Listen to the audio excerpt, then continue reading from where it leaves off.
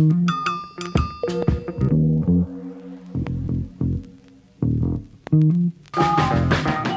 spent my whole damn life in the city. I could go for broke, but the capital is in me. I spent my whole damn life in the city. Anywhere I go, DC's coming with me. I spent my whole damn life in the city. I could go for broke, but the capital is in me. I spent my whole damn life in the city. Anywhere I go, DC's coming with me. I spent my whole damn life in the city. I could go for broke, but the capital is in me. Welcome, everyone, to District Divided, a DC sports podcast, more specifically, a Washington Commanders podcast. I am Amit. That is K. Today's episode, we missed last week. Some stuff came up for me. I apologize. But this week, we've got a loaded episode. The Commanders have made a ton of offseason moves. We're going to get into those. Also, the NFC East, a couple big moves. Darren Waller to the Giants, Stephon Gilmore to the Cowboys. Talk about the impact of those moves. And then yacht bitch Dan Snyder. His yacht spotted in Monaco. Is that right, K-Dot? We're going to get into that. And apparently his things have been cleared from the facilities. So we got those three things. We got the comment mailbag to get to, as we always do. And after the pod, first things first, as always, K-Dot, we check in with you. How are you doing today, sir? I'm doing okay, other than the last 24 hours have not been okay with good to me betting-wise. But hopefully it turns around today. You know, St. Patrick's Day. Luckily Irish, a little bit of that. Let's get some things going. Even though a little bit of green behind me. I'm not wearing green at the moment, but I will be. I got some Bob Marley green behind me. There we go. Listen, wherever it is, you can find it. And so let's jump in to what we do best, K-Dot. And let's talk about this football team, and then we'll talk about AI after this. But the Washington Commanders have made a number of moves this offseason so far. Okay. And I think they've been really good moves. So I'm going to begin with that. I think overall, I have enjoyed the moves that have been made. They've all been sort of mid-level, nothing elite, but that's fine. We're building around. And a lot of people have cited that we can now be in a better position in the draft for best player available. So just quickly running through what we've done so far. We've signed Cody Barton from the Seattle Seahawks, linebacker. He likes to play in the middle. So that's going to help out Jamin Davis and the boys over there. We got Cam Dantzler off of waivers from the Minnesota Vikings, cornerback. I know some Vikings fans, they're not big fans of Cam Dantzler, but new system, who knows? And then we got, of course, the big one, Jacoby Brissett, backup QB now. And it's quite clear backup QB, but the big one because quarterback's the most important position in all football. And it's nice to have that security in the back. And how did that occur? Well, Taylor Heinicke, congrats to you. And thanks for the memories, man. 2 years, $20 million to the Atlanta Falcons, up to $20 million to the Atlanta Falcons. Definitely will miss him, but Jacoby Brissett is now the QB here in Washington behind Sam Howell. And then Nick Gates and Andrew Wylie. Those are two big ones on the offensive line. Nick Gates, a center, used to play for the Giants. And then we got Andrew Wylie coming from Kansas City. So joining Eric Bieniemy again, as people have noted, he played a really good Super Bowl against a really good defensive line for the Philadelphia Eagles. So nice to have him be able to have that experience with Bieniemy and also that experience fucking up that Eagles defensive line. K-Dot, any of those moves in particular excite you? Any of those that maybe were a bit more under the radar that you go, you know what, that's a good move. Look out for that. People aren't talking enough about it. Nothing blows my socks off, right? But they all feel like moves in the right direction. I'm happy with the offseason so far. And the big one that is Daron Payne is locked up for the next 4 years. Which is huge, right? So when you know that we spent the money on getting that done, and now looking across the rest of the roster, we have positions we need to fill in. We have issues that we've seen as far as, like, we look at the offensive line this last season, injuries, they couldn't get the same guys together, and then it looks like shit until they kind of figure out, oh, well, maybe we're going to run the ball for a bit. And then if you look at the PFF ratings, it's all over the place as far as what it is. I will say overall, if you look at the PFF ratings for the offensive line for Washington, at least some of the players might grade better than they looked maybe on Sunday to us. So who knows exactly? I mean, when you have what we were having at the quarterback position, it's kind of hard to tell exactly who's at fault for what. And as far as when you didn't really have cohesiveness as far as the running game and as far as how the running game plays the passing game, how does that all play in or factor in, right? Right. Because I mean, you think what you lead the league at some towards the time of possession, you'd think the offensive line might be doing something right. So you bring in guys that work as far as depth guys, or guys that maybe even be able to start. Andrew Wylie was not a guy that a lot of people were fans of majority of last season. And one of those things that a lot of people were looking at going into the Super Bowl was going to be a detriment to them, looking at the Philadelphia Eagles front four, and they were like, he was going to do a number on this guy. And he did so much better than anybody could have ever expected him to in that game. He gets a pretty good payday, comes to Washington, and now he's back with Eric Bieniemy, and you have a guy who's played multiple positions on the offensive line. He's played both tackle and he's played both guard. Then you look at Nick Gates. Versatility, right? He's a guy that can play center, can play guard, all over. These are good moves in the sense of when you're paying those mid-level dollar amounts for some of these guys, you want dudes that you can slot in and potentially work or contribute to the team however it is they can. And that to me speaks volumes of like, all right, this is a team that realizes like, hey, we can't make every big payday splash, right? But what we can do is continue to move the team in the right direction without completely changing everything. And then knowing that we're taking a shot at starting Sam Howell this year, and we have to just keep things as easy as possible, continue to work and build on it, and that's what we're going to work with. And I don't think they're done. I still expect them to sign more guys. And the linebacker, Cody Barton. Look, saddened me to see the mullet leave. I love Cole Holcomb. 3 years, $18 million to the Pittsburgh Steelers. You know, I thought the world of Cole Holcomb. Superstar. So, superstar Cole Holcomb. That is correct. Let me ask you a question. Do you know, you might have seen this on Twitter. I want to make sure I attribute it to the right person that wrote it. Okay. But we played a 4-3 in Washington last season. Or 4-3 base defense, right? Yes. I was going to say, base. How many snaps did we play on defense with 3 linebackers in a 4-3 last year? Oh, I don't know the exact percentage, but I would guess very low. How many? The number of snaps. Oh, the number of snaps? Yes. If we're talking, oh my gosh. I will go. I'm trying to think about average snaps. 200. 4.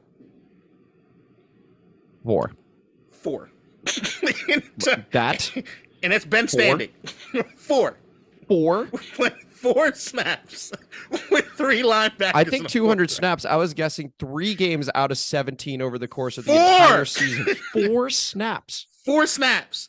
So when you look at the whole Cole Holcomb thing, when you say, okay, is Cody Barton really an upgrade over Wilt? Probably not. But I mean, if you don't think he's a superstar like Amit does, and you look at the deal, like I think Cole Holcomb has an opportunity to potentially do bigger things in Pittsburgh, right? And I'm rooting for him. I'm hoping because he's a superstar. Whatever. But if you look at the contract, what they gave him 3 years, $18 million. Cody Barton comes in 1 year, $3.5 million for a guy who might not be on the field that much unless there's injuries that occur. I see what you're saying. So to me, I look at that and I'm like, works out. You got a linebacker that's shown some flashes here and there that he could be and then you've got guys that are supposed to be in Jack Del Rio and Ron Rivera, guys that can work with the linebacker position. Because I mean, I think they got more output from Cole Holcomb than most people would expect. And as much as we wanted to criticize Davis's rookie year, we can all agree that he made strides this last season. If he stays healthy, Lord knows what that'll end up being. And if he's going to be the main linebacker anyway, then we don't really need to spend a lot of money in that unless we're looking to completely upgrade over Jamin Davis. And if you look across Trayman Edwards already signed somewhere. Yep. So I don't really look at linebacker right now across the league and say, all right, there's the big splash coming that's going to completely change or revamp the way the defense looks. So what do? You just, hey, we need a guy that has upside that might be able to surprise us, that plays depth because our money's on the Davis kid. Right. Makes sense to me. And Jacoby Brissett, I mean, at the beginning of the offseason, we were wondering what they're going to do at the quarterback position, right? And I said, as much as I wanted Taylor Heinicke back, probably the best choice would be to let him go. Yeah. Which I know they wanted to re-sign him, and I love that. I'm going to miss Taylor. But he gets a big payday in Atlanta compared to what it is we were going to pay him to just be the backup. Yep. Cool. He goes back to his hometown, can go try to light it up with Atlanta. He's going to play, by the way. Heinicke's going to find himself on the field for sure. I don't know how Desmond Ridder is going to look, but when you're paying that much money to a backup, that could actually be a competition, honestly. Like, who I agree. knows? It's a good amount of money. Anyway, please continue. Yeah, and Jacoby Brissett. I mean, like you get him in, you get a Wylie veteran. You look at his stat line; they're not bad. Nobody thinks he's a world-changing quarterback in any sense of the word, but you have a guy who has always been, from what I understand, a great locker room guy, a guy that, regardless if he sees the field a whole ton, is always considered a locker room leader, a dude that Sam Howell can be right there with, that can help him. Hey, this is what this looks like. This is what that looks like. Let's work on this. Let's work on that. And a dude that if for some reason, God forbid, Sam Howell is to go down, you're getting some pretty good average level quarterback play and not necessarily mediocre to bad quarterback play. And at times, he's still football. At times even above average, because Yeah. remember, guys, I mean, he played with Cleveland last season, and he was the QB that was playing before Deshaun Watson came in, and Watson actually played worse overall than Jacoby Brissett, and Brissett handled that perfectly. He was playing good enough football that he could have continued playing for the Cleveland Browns and continued to win some games. But would have had a better record. Yeah, but also knew, hey, Deshaun's there, $230 million fully guaranteed. They're going to play him. So there's no expectation from Jacoby Brissett to be like, hey, I'm coming here, I'm going to be the starter, stuff like that. He knows his role. He's an amazing professional, an amazing locker room guy, as K-Dot was mentioning right there. And so this is, to me, a great signing. It also takes some of the pressure off of Sam Howell. I know there were some fans and some people thinking, hey, if Heinicke's still here, and the love this fan base has for Taylor Heinicke, could they call for him? I personally didn't see that, because I think people are excited about Sam Howell, but you definitely eliminate that conversation altogether by bringing in Jacoby Brissett here. See, K-Dot, it looks like you're smiling a little bit. What's going on there? This fan base can't handle Taylor Heinicke on the bench. Like, that was the main. I would have been able to, just to be clear. And you know how much I love Taylor Heinicke. You say that now. None of you guys would be able to handle Taylor Heinicke on the bench if Sam Howell goes out. I'm high on Sam Howell, by the way. Let's talk about Sam Howell for a moment. I'm very high on the kid. I think he's a good player. I think the national media and the way that they've talked about the Washington Commanders this offseason when it comes to quarterback is damn near disrespectful.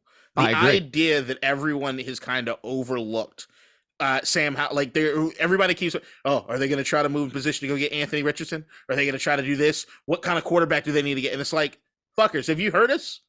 Rolling with Sam Howell. Like, do you need us to? Why do we need to repeat ourselves? Like, this is a dude that graded potentially to be a first round, the first quarterback off the goddamn board. That after he loses all the semblance of talent around him, he goes out there and he struggles a bit. But the arm talent didn't relative go away. To his previous season. He still had a good year. He still had a good season, right?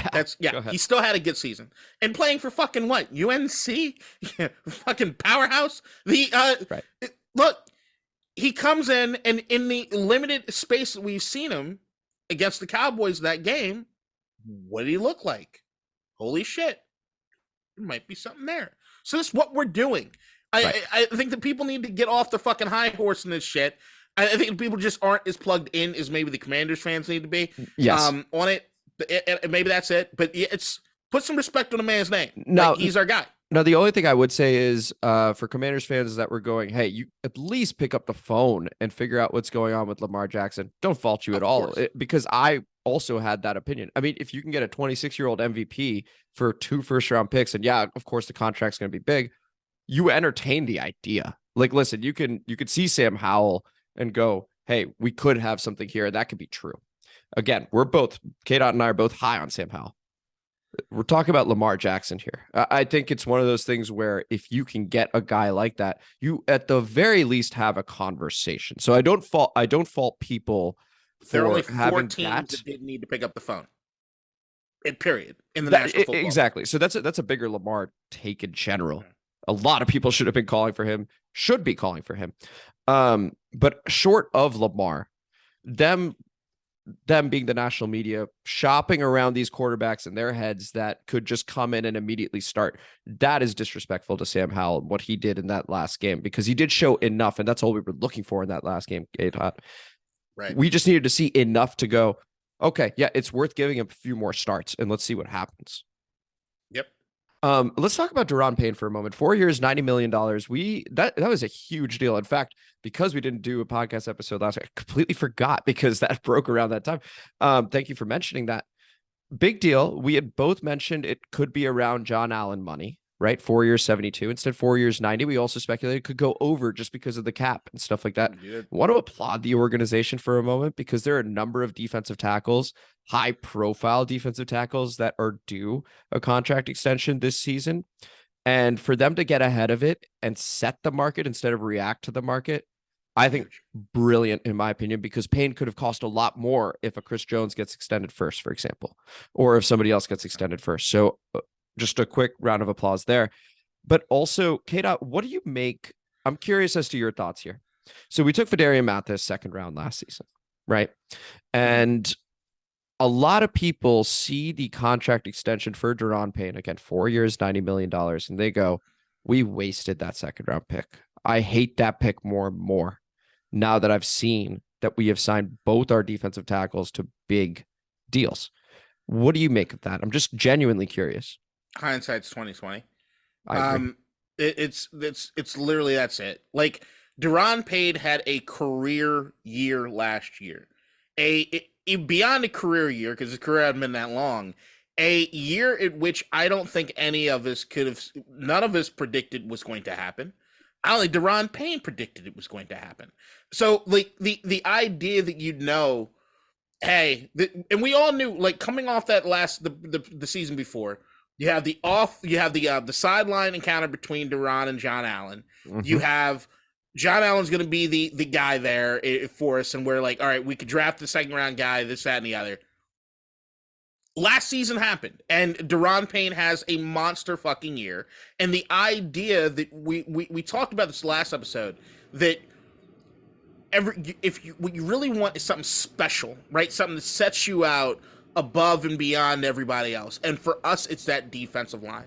And when I look at Mathis, I say, okay, yeah, they did spend a second round pick. How many snaps did he play last season? And is anybody of the idea or known guarantee that he's going to come back off that injury and be God's gift to fucking football? No. And at the end of the day, when you look at also what we've done over the last couple of years, which is Matt Ioannidis is gone, Tim Settle is gone. The depth that we used to have, I mean, we still have some depth on the defensive line, but the depth that we used to have, we need to build that shit back up. And if you've got a guy coming off an injury, I love the idea of not forcing him to have to do majority of the snaps there at defensive tackle, but dispel him. And these guys, these big boys on the defensive line, when you have depth and they can come in fresh to put pressure on an offensive line that is not switching out guys time in, time out, that only helps you. So, look, I understand the idea, hindsight being 2020, like, hey, would you have potentially spent that on something else if you look around the draft and you see the guys ahead?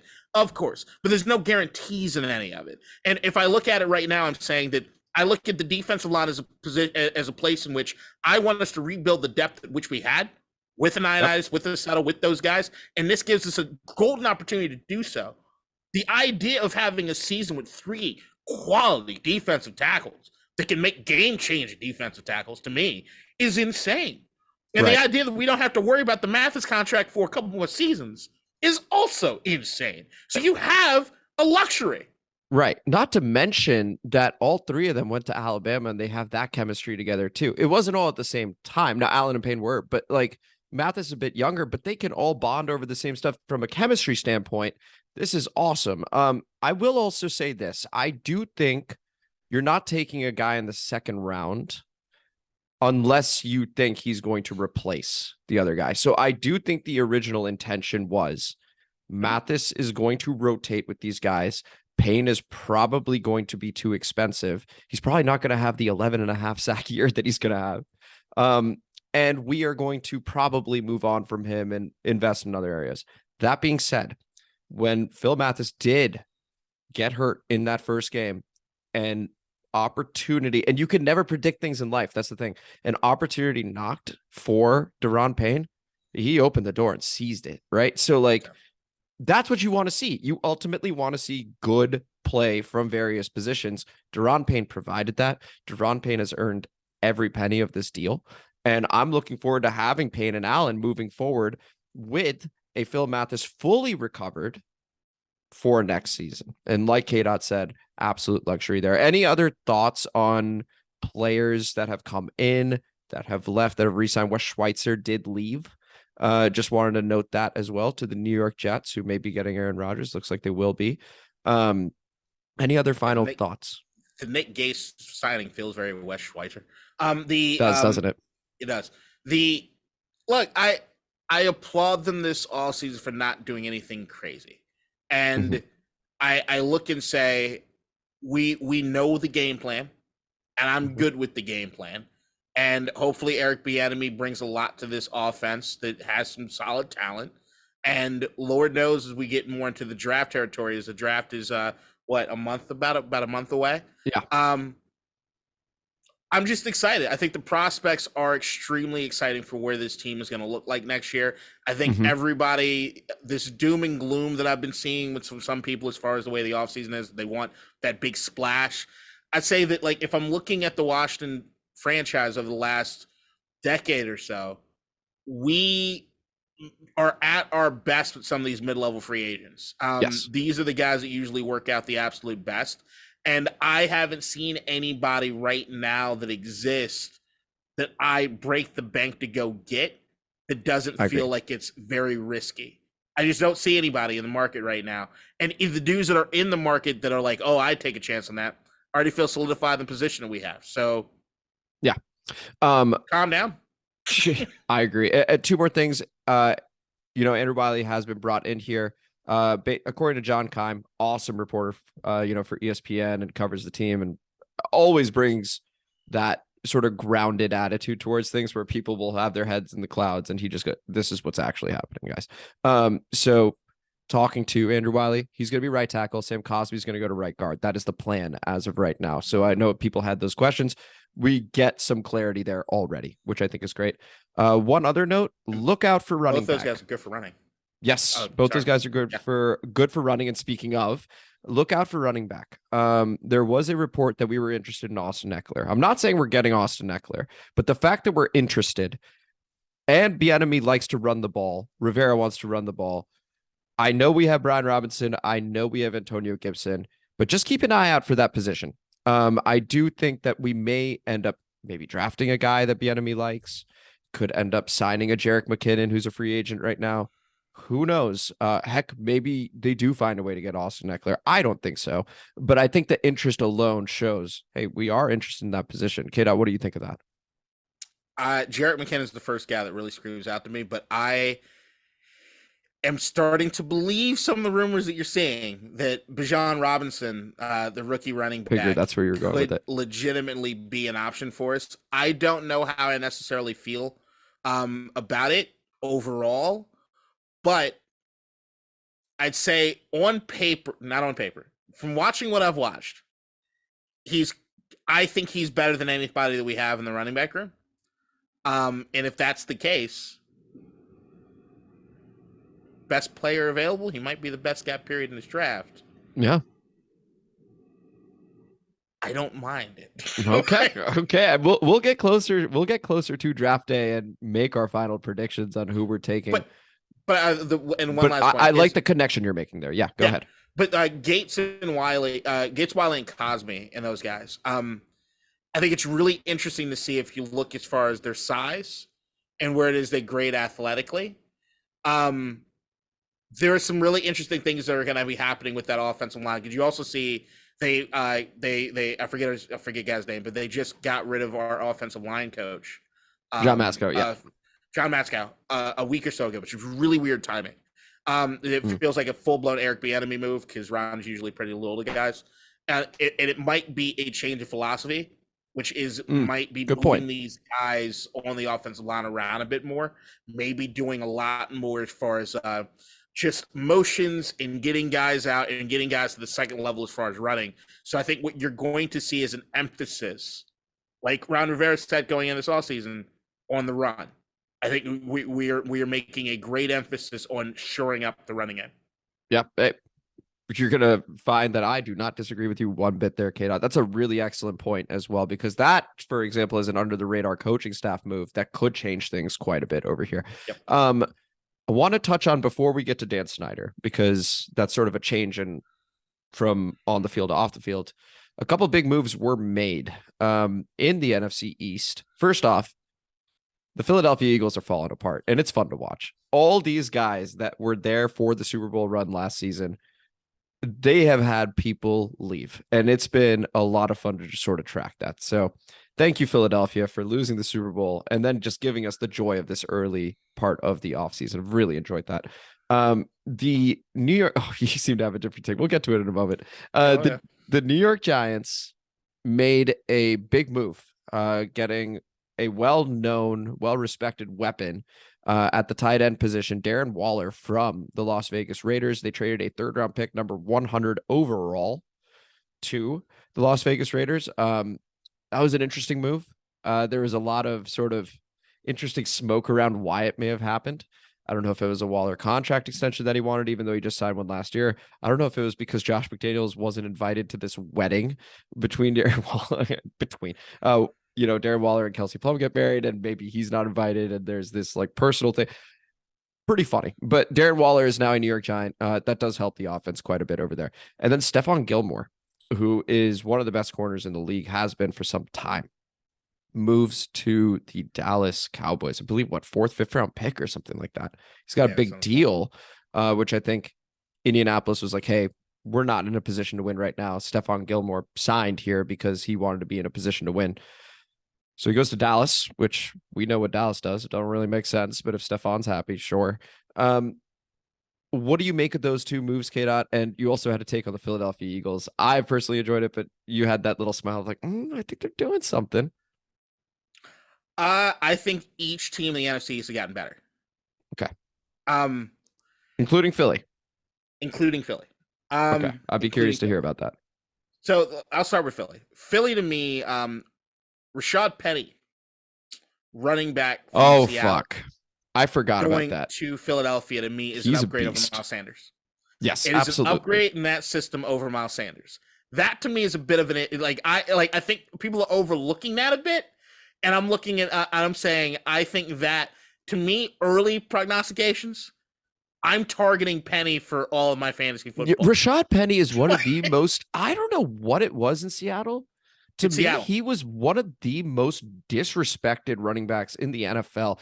Each time he played, he was really, really good. No one knows what's happening in Seattle, ever. Fair enough. Because it was mind-boggling. He would average 6-7 yards a carry, and they'd be like, I don't know about Penny. It's like, what more do you need to see? Anyway, go ahead. That's a good point. No one knows. That's a really good point. No one knows what happens in Seattle unless you're paying attention to Seattle. I mean, look at all the stories that now have come to fruition as far as Russell Wilson and what happened in Seattle was all kept under wraps because stuff stays in the Pacific Northwest. The news, people don't travel that far for anything, okay?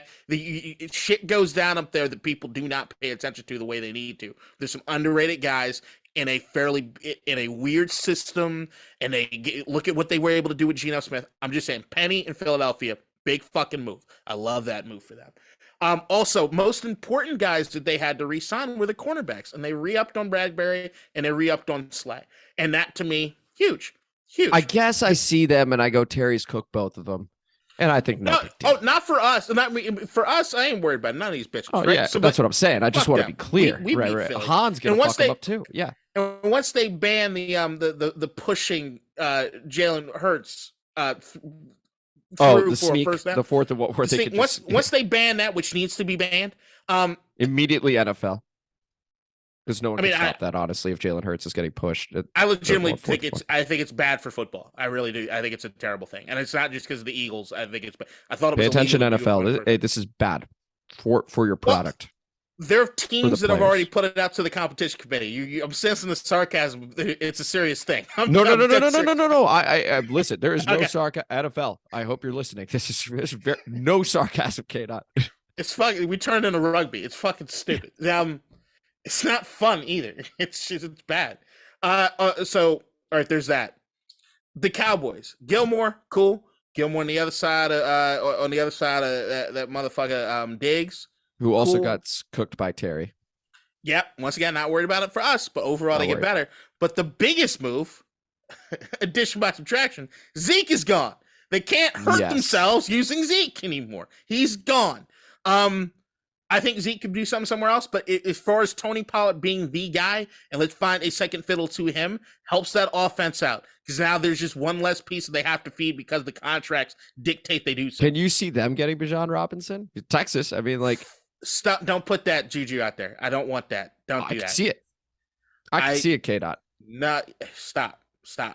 Don't want that happening. Stop. That's really like this guy. Okay. I haven't seen enough yet to say, but fuck, that would suck. God damn, that would suck. And then the Giants. I like Daniel Jones. I'm higher on Daniel Jones than most people. I love Saquon Barkley. Love Saquon, and they just added a top flight fucking tight end, a guy who's just above in that second tier beyond Kelsey, Kittle, right. Andrews, Waller's right there. I would say sneaky good move. I would say Waller is on par with Mark Andrews. He's probably on par with Andrews. Yeah, he below Kelsey and Kittle, right? Because those two blocking wise are phenomenal. I mean, yeah. Kelsey also just as a pass catcher. He's one of the best Kelsey's pass catchers in the NFL, let alone tight end. Yeah.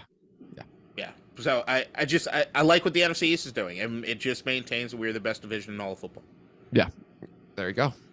You're not going to see me disagree. There was a pretty cool Twitter back and forth between who was it, Tony Jefferson and Marlon Humphrey. I don't know if you saw that. I did not see that. So for those that don't know, Darren Waller was with the Baltimore Ravens, and initially I think a practice squad guy, if I remember correctly, and they were in practice, and Marlon Humphrey and Tony Jefferson, of course, in the secondary, and they had to guard Waller, and Waller kept getting open, and the D backs coach is like, guard him, just get in front of him. And both Tony and Marlon were like, coach, he's really good. I don't know if you guys know, but this guy is a really, really good tight end. I don't know what he's doing on the practice squad. Next thing you know, he's tearing it up in Oakland, then in Las Vegas. It was just sort of a cool story. I love social media from that perspective. The players get a voice. They can tell their stories and stuff like that. That was a fun back and forth between those two about Darren Waller, where they're like, hey, remember when we were getting cooked by this guy every day in practice and the coaches just didn't see it? It was cool. No, it was awesome. It was awesome. There's a lot of Darren Waller stories, most sad in Baltimore. Yes. But, I'm glad it's worked out for him. I have rooted for him from afar because a lot of the off-field stuff of the LC account. And now I will say, along the same lines as I feel about all Giants players, I don't hate you as much as the other guys, but I'm still rooting for you to lose every fucking game. Of course, as you should be. Yeah, fuck off. Still the best division in football overall, all four teams. So now let's go ahead and talk about Yacht Bitch. Dan Snyder, potential former owner of the Washington Commanders. His yacht has been en route or spotted in Monaco. He arrived. He arrived in Monaco. The yacht is in, I don't know if he's on the yacht, but the yacht is in Monaco. The yacht is in Monaco. Which means if you don't send the yacht to Monaco without you being on the yacht. Do you think anyone's in the yacht, or do you think it's like a Tesla yacht, it just goes on its own and he's like fucking with the tracker? No, he's got some employees that are surely being abused in all sorts of ways, but it's over international waters, so we won't hear about it for a very long time. I see. I think that actually makes the most sense. But anyway, the story here that we wanted to get to is it has now been confirmed. Now, it was a rumor back in December, I want to say, but it has been confirmed that Dan and Tanya Snyder have cleared their things from the facility. And so that is a big deal now that it's been confirmed. Additionally, Mike Florio of Pro Football Talk has said that there is a chance with league meetings in 10 days here in Arizona that a sale could be approved and that it is imminent. Not imminent that it happens by these league meetings, but that the sale is imminent. I know there were some people that were very concerned. What if he decides not to? All signs are still pointing towards, I know it's a too good to be true. This is Dan. He would survive a nuke because he's a cockroach. Like, you just, I get it, but all signs continue to point towards the sale. K-Dot, what did you make of the confirmation that they have cleared their things from the facilities? Is this sale still happening for those that are nervous? Where are you at? I need no news stories, articles, tweets, anything that don't change my mind, as I've not wavered, not once, that it's a done deal. We're just working on the semantics and shit to get it out. He's trying to get as much money as he can, which is why he's in fucking Monaco. He's trying to blow through a bunch of shit. He probably watched Drive to Survive. I was going to say, when is F1's race in Monaco? Oh, not for a little while. But he's probably over there because he wants to buy a condo or something because he's been watching the guys on Drive to Survive live it up in fucking Monaco. Like, he knows he's about to take those billions that he doesn't have. The motherfucker was stealing hundreds of thousands of dollars and millions of dollars from the team to have walk around money. So he's ready to blow through a bunch of shit. I cannot wait until Dan Snyder's on a fucking corner ready to blow somebody for a goddamn crack rock or try to put gas in the yacht or some shit. Fucking asshole. Whatever. The everything is turning up that he's gone. I mean, we knew this. Like, when he didn't show up to the final game, we knew. When we heard the rumors that the office was getting packed up, we knew.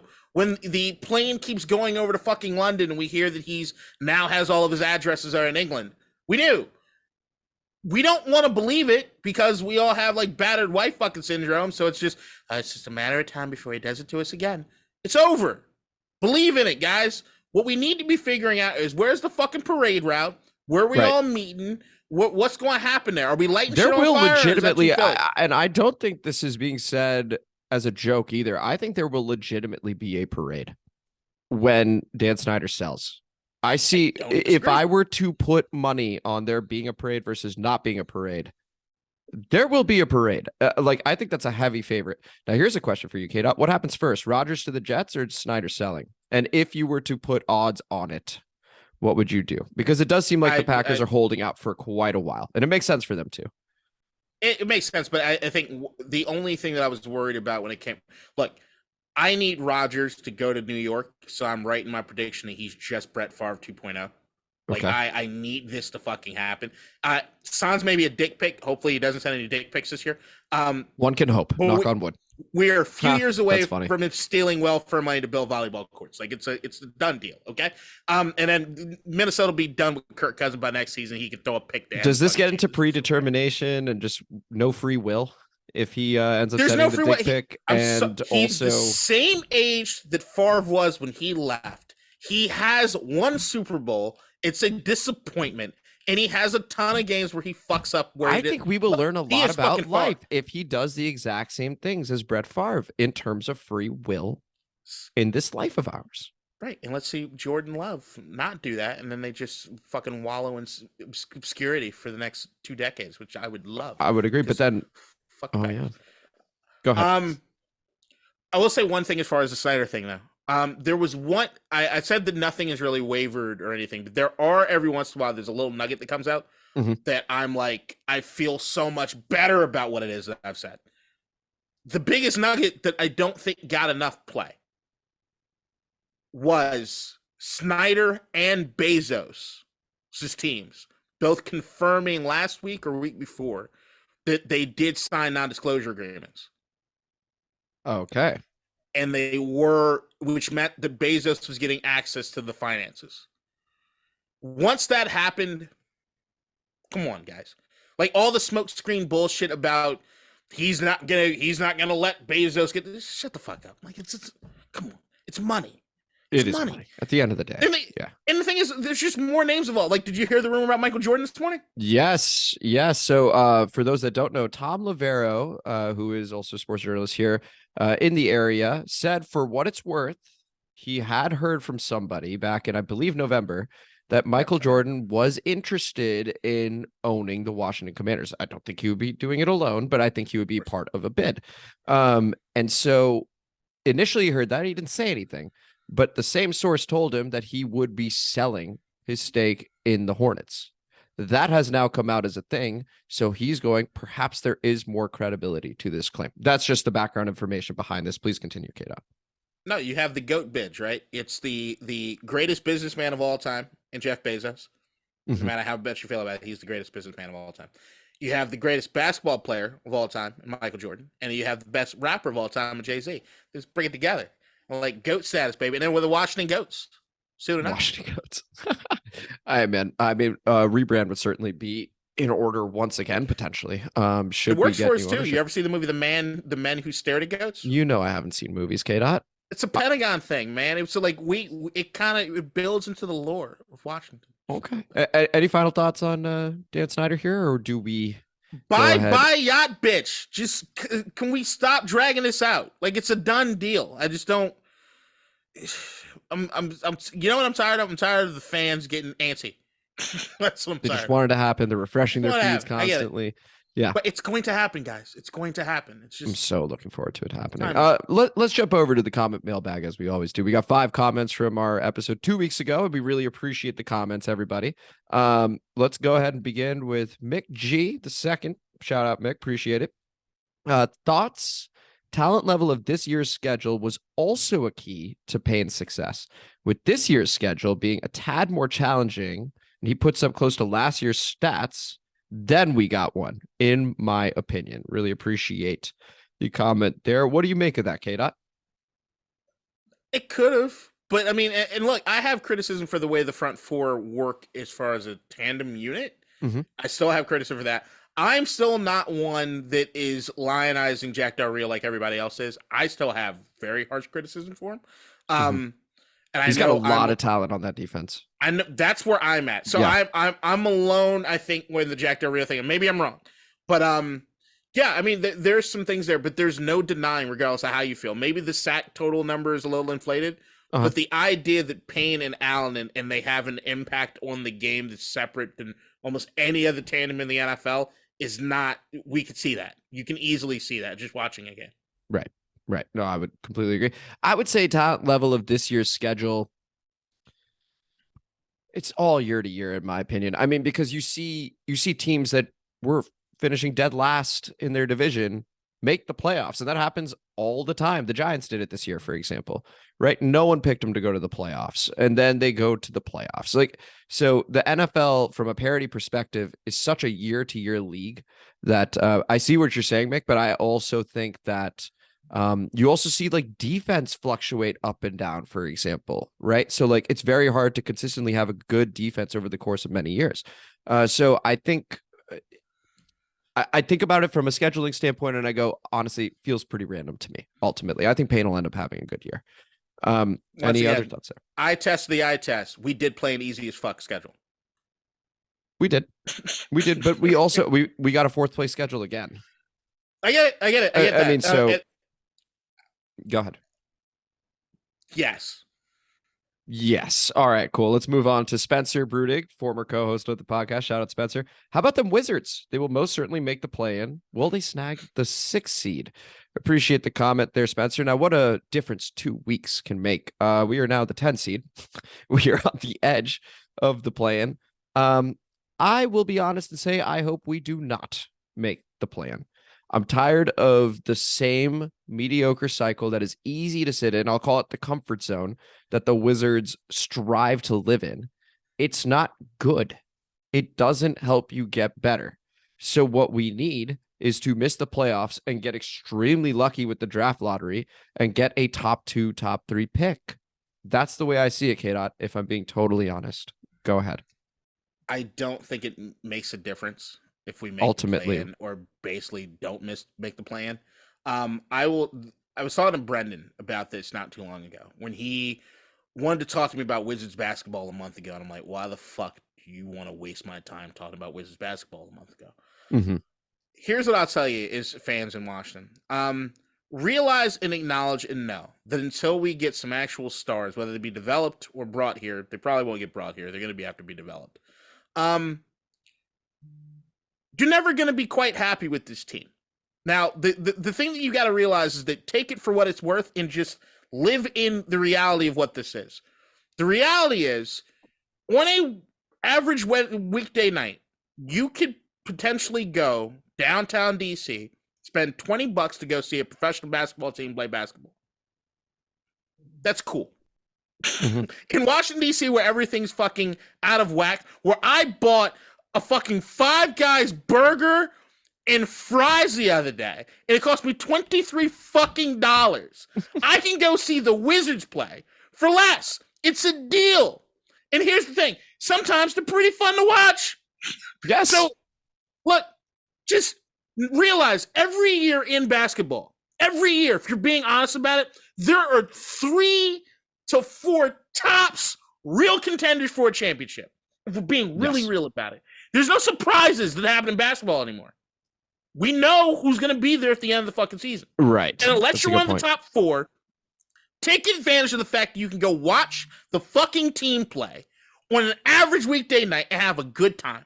They might win, they might lose, you might see some cool shit go down.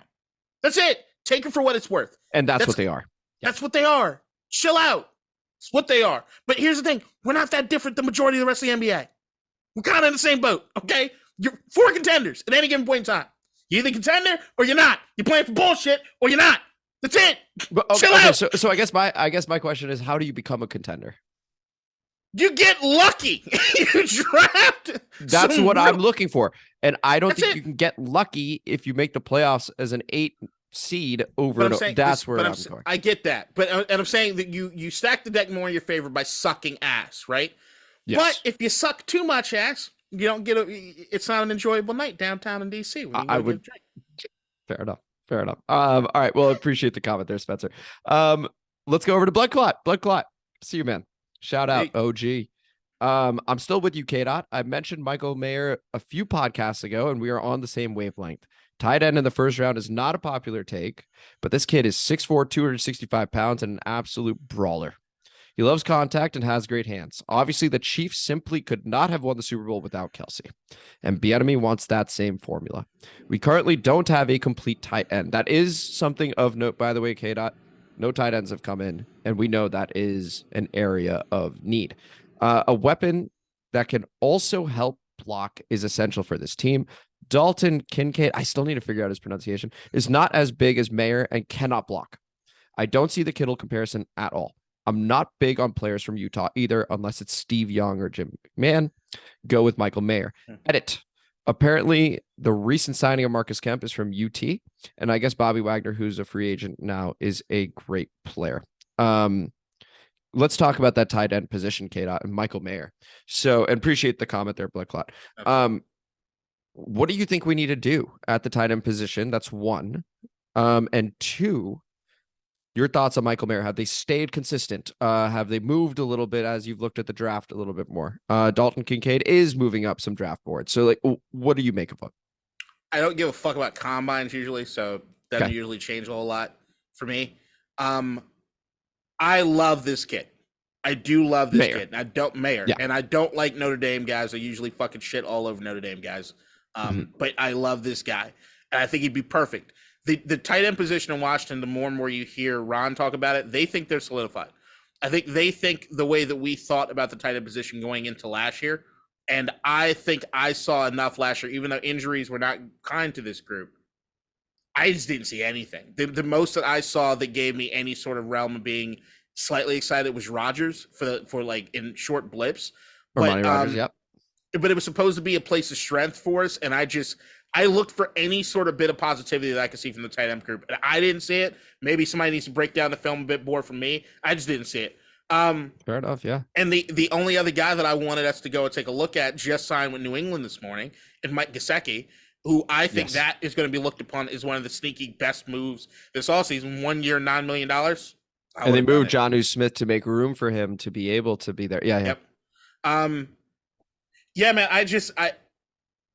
maybe it was just the injuries, but we did look at that tight end group and be excited about going into last season, and it just didn't work out.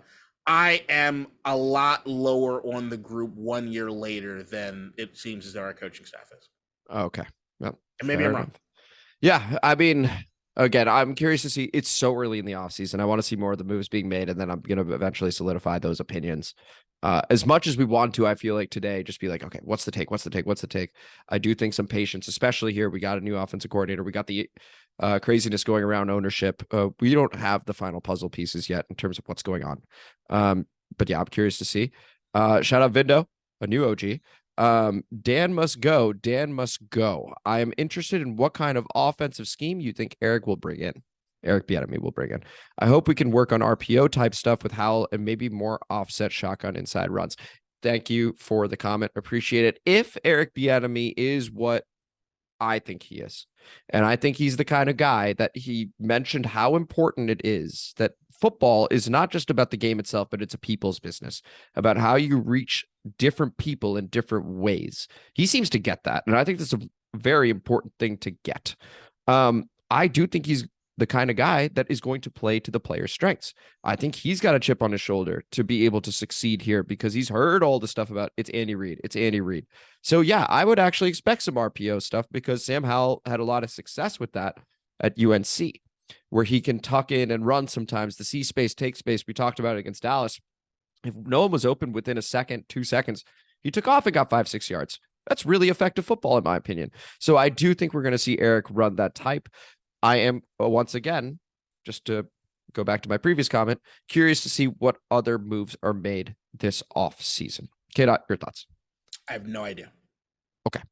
I have no idea what this offense is going to look like. I feel as though I got a fairly good idea of who I think Eric Bieniemy is as a guy, but then I also know that I know what Andy Reid's offenses usually look like, or what that, going back to Philadelphia to what it is to Kansas City. I look at the personnel on this team and I say it's fairly different than what it is they had in Kansas City. So I don't know. What I do, the only thing I do know is that I don't know. The jury's out on everybody, man. That's what it says, K-Dot. The jury's out on everyone. All I can look at in this offseason is, can we add talent? That's it. Is like, can we add talent? And then what that looks like on the football field, I have not the slightest fucking idea. Fair enough. Fair enough. All right. And then we go to, I think, the OG, Tony. Tony. Shout out, Tony. Ding dong, the witch is gone. Almost. I find it perplexing that 2 former linebackers don't have a stout linebacker yet. And this would be Rivera Del Rio.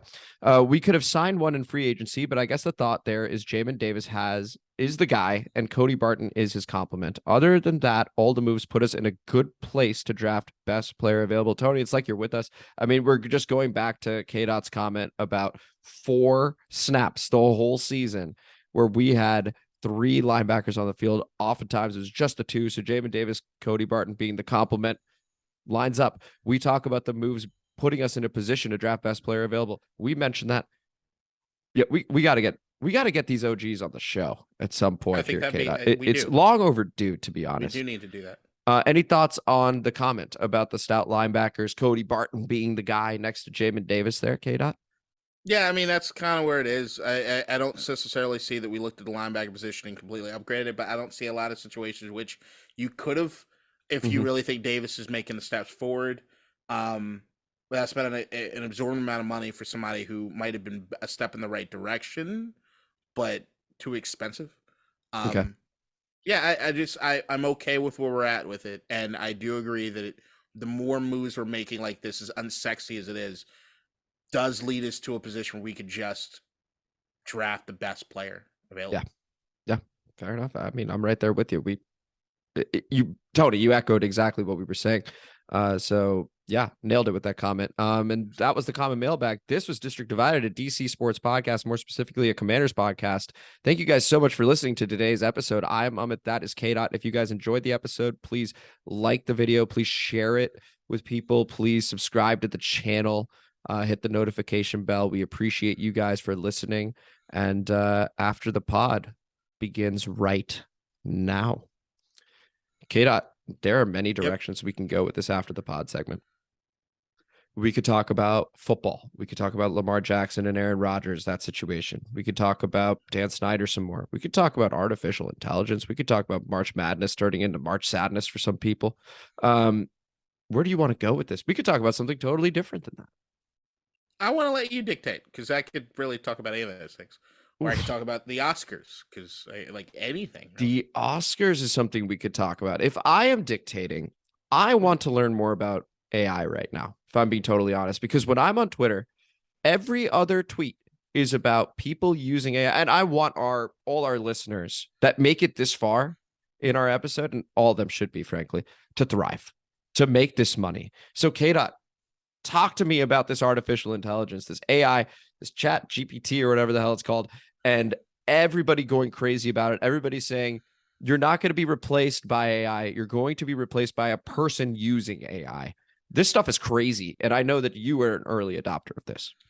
I'm logging in right now on my iPad because it stays logged in on my phone at all points in time. But my iPad, I usually stay off of it, but I'm logging in right now. So, yeah, I think that's the thing that I think most people need to come to terms with, it comes to grips with, is that as much as we do want to kind of consider or look at it like we would consider AI in a movie, it's like, oh, it's coming to replace us, it's coming to take our spots, take our.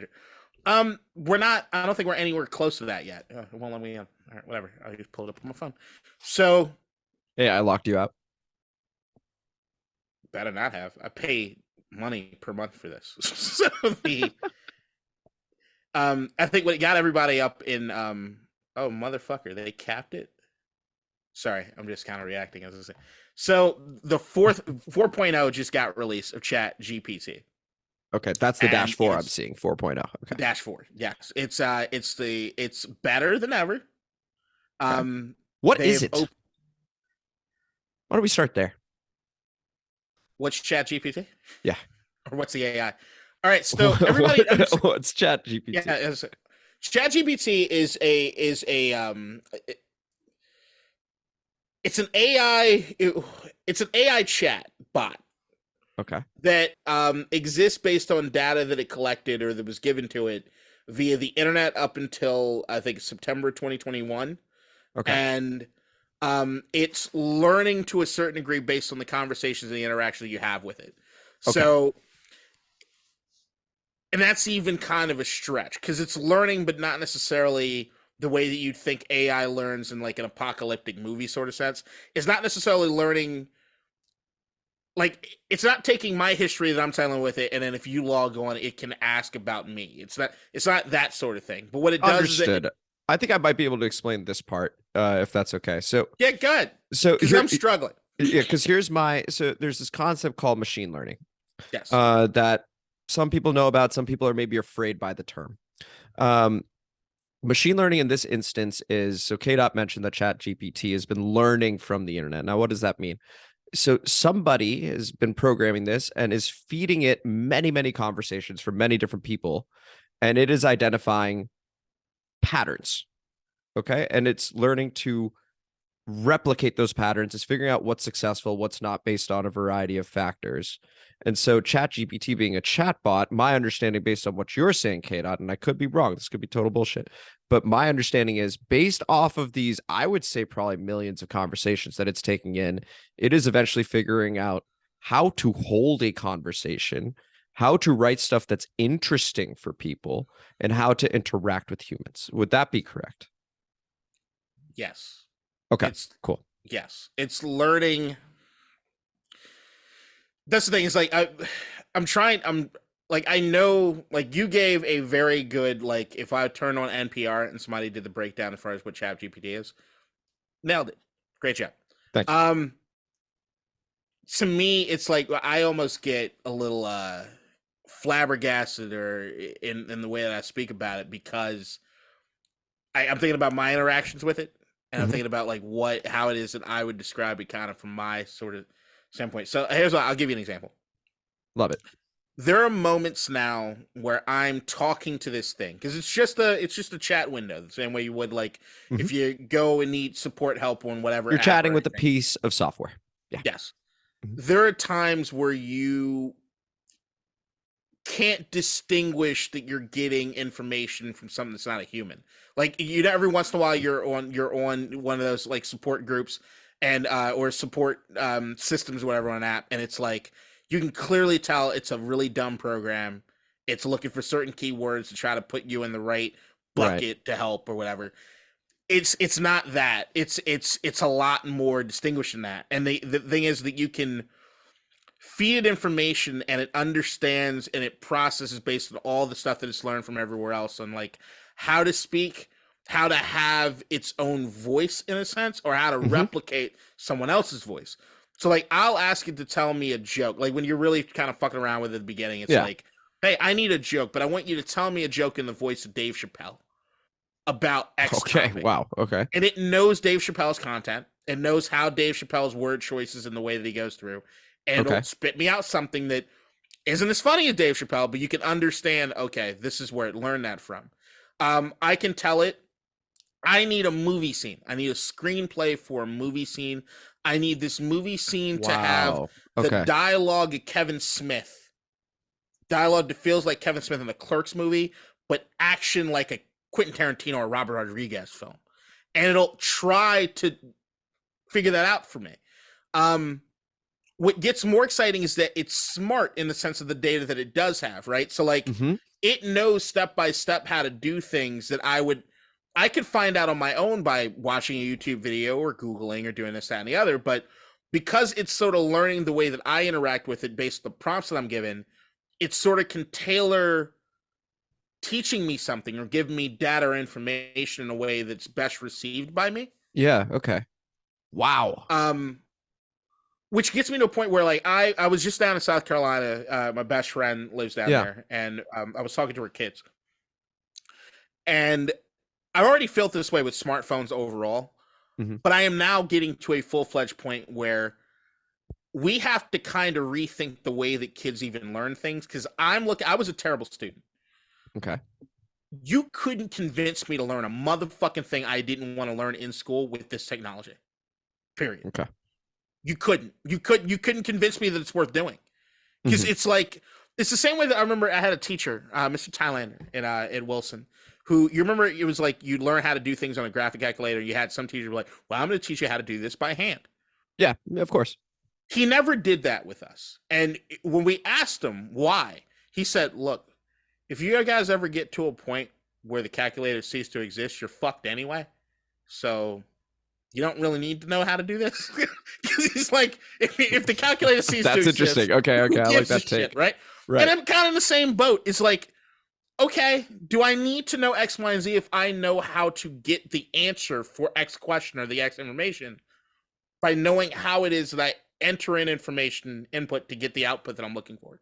So that's what I think majority of people need to spend more time on than anything, is that it's not, I'd say that ChatGPT to me feels like a well-read 9-year-old. Well, you know what's fascinating to me is when you were mentioning that you'd ask it to do something. It seems like, based on what you're saying, not only is it drawing from its previous experiences, its experiences being inputs, right, of conversations. Yes. It can't speak on something it doesn't know, right? Like it would have to try. It tries. Okay, so but it would have to know the name of the thing, right? So if you mention a name it's never heard, I don't know what it's going to do. I'd be curious about that. I asked it the other day. I asked it, "Who is Cody Wiggins?" Me, and it said, "There's no one that has reached any sort of fame or status level in public society. He might be a private person, this, that, and the other." And I was like, "Okay, cool." And that brings in the second layer of it, because it's happening simultaneously. It's learning from previous conversations while also using yours as a new input, right? So depending on when you ask that question, right, it already has certain information. It's like using filters. You said, tell me a joke in the voice of Dave Chappelle. Filter, Dave Chappelle. All right, well, let's focus on this stuff that we have. Joke. Okay, cool. These are the jokes that line up with what a Chappelle would do. This is our best guess at it. As you continue to talk to this bot, it is learning more about Cody Wiggins, right? And so then it can tell you, right? So if you asked it as your very first question, tell me about Cody Wiggins, I'm not sure it could. But if it's the 10th thing you ask, it has 9 other things to draw from. So and it's fed the information itself. Yeah, exactly. It so should be able to retain it. So not only is it exactly, and it will, right? Because it's just a matter of how much memory that these guys, and it seems like they are, because everyone's talking about it and using it. That is truly fascinating to me, that while it is simultaneously taking in input and providing output. That is amazing. How cool. I'm really glad we're talking about this. It's dumb sometimes. It is dumb sometimes. It will. Yes, it is ultimately a piece of software and it's learning, but it will be stupid until it gets smart. Did I tell you about my argument with it when it came to the salary cap? Yes. NFL salary cap? Holy hell, I believe. Oh, wait, no, not the salary cap. Go ahead. So you told me about it. Go ahead. So it's about it might have been the same thing because it was all again. I wanted to break down the numbers in which for the most successful NFL team, what percentage of your salary cap should you allocate per position group? Great question. And I was asking it that. And it was giving me a bunch of shit about, I don't know that information. I don't have that information. It's information that I only have one's until asked 2021. yet. Right. No one's asked yet. And it was like, okay, so who was the Super Bowl winner in 2020? And he gave me the name of the Super Bowl winner. And I was that like, it should okay, do. Yeah. Who was the quarterback and what did he make salary-wise? Gave me the number. I said, what was the salary cap for that year? He gave me the number. I said, so what percentage of that salary was for that particular position? He gave me the number. And I asked, okay, so can you give me the breakdown of all position groups of the team? Oh, I'm not able to do that. It almost feels like it's being lazy. And sometimes me and it'll get back and forth in the arguments where there'll be some sort of morality thing that it doesn't want to do. So like the Quentin Tarantino thing, it stopped doing that as much. It won't let me ask to do things in Quentin Tarantino because he says it's too violent. And it used to be that, well, then I'd have to trick it into doing it. It'd be like, well, this is just a thought exercise. Nobody's actually doing this. Wow, that's cool. And you get into morality questions. Well, how dare you speak from a morality standpoint? Who programmed you to think about it? And what about these people's morals? And sometimes you're tricking it into doing something. It's like, what is that? A very well-read preteen.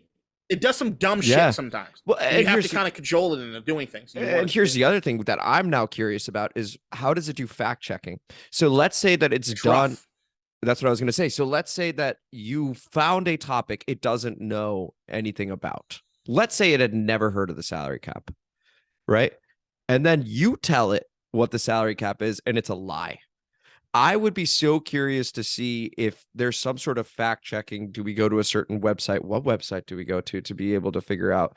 Like, I don't know how that. Let's be. I haven't seen a line of code on this thing, but I would be so curious to go. Okay, well, Kadeen told me the salary cap is $10. I'm learning from that. I'm also maybe learning Kadeen's a liar, but like it's interesting. I've asked a plot question from TV shows. I asked, you haven't watched The Wire yet, so I won't spoil it. I appreciate that. So I'll say, who killed Reggie in this made-up name? Who killed Reggie in The Wire? And it gave me a paragraph with the wrong answer. And it said it like it was so confident in the answer. And I said, that's not who killed Reggie. Who killed Reggie? Rattled off another thing. Same confidence level, was wrong again. And I said, that's not who killed Reggie.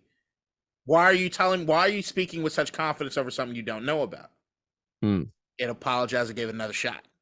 So what you end up seeing is that there you go. It's trying. That's answering my question. Yeah. Yeah. So what you do is like you once again, like I said, it's kind of talking to a well-read preteen or even younger than that. Maybe it's something for which I'm just kind of getting in. They have limits on how much you can talk to it right now because a lot of people are going on using the 4th version. What I have noticed is that it is an art form in putting the input to get the output that you want. Okay. Because it is sometimes the wording is bad. Sometimes it's really cheesy. I ask it to tell me stories to read to my girlfriend at night. And sometimes it's fucking terrible. Sure. And I will tell it, stop being cheesy. Do this. If you listen to my podcast, the Extraordinary Nobodies, every single episode description, every single episode description on YouTube, every single episode description on Buzzsprout, Apple, all that is written by the AI. That's something I need to move towards because I'm writing these episode descriptions and I think they can be a lot better for District Divided. But the thing, I'm giving it a lot of information.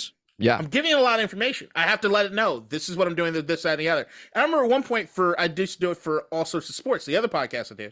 And I said, hey, you're sounding way too NPR. I literally said that. You're sounding way too NPR. This is more of a fun show. And I let it know about the host. I said, this is who I am. This is who my other co-hosts are. Oh, cool. Okay. And it started out with yo, yo, yo. And I said, stop. I was like, what the fuck was that? Yeah. It's like, and you could tell black, urban, yo, yo, yo. So you then start realizing there's almost biases with the information it gets too. So ultimately, it's getting inputs from humans. Yes. So you can also discern what type of people have trained it so far. So white men. It's super interesting. So yeah, no, Genuinely curious. Just know. And we could talk forever about this. This is the hard stop though, K-Dot. I just Learn realized to use the AI. Everyone needs to get on it and just chat with it. That's Okay. that's the future. Is that free to do, or do I need to pay for that? That's free to do in a limited capacity, and usually during the day, since everybody else is on, it's fairly slow. We're going to talk more offline about this because this is genuinely a fascinating conversation.